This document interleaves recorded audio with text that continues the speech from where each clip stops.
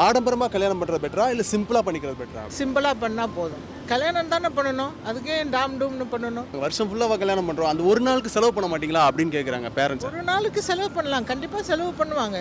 ஏன்னா செய்யறது செய்வாங்க.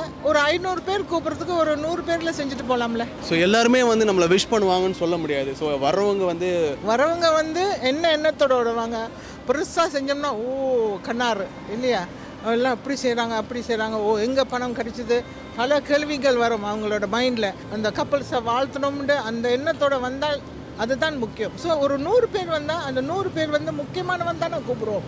அந்த முக்கியமானவங்க கண்டிப்பாக நல்ல எண்ணங்களோட வந்து தான் அந்த வாழ்த்துவாங்க. அந்த வாழ்த்து தானே முக்கியம்.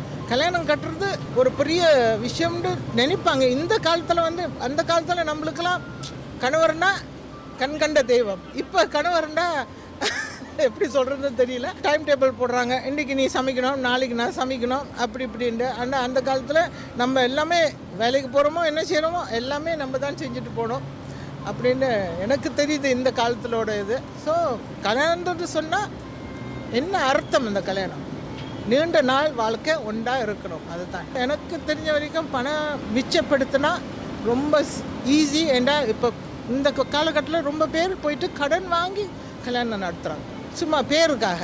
அது தேவையில்லையே, யார் நினைக்கிறா அதை பற்றி?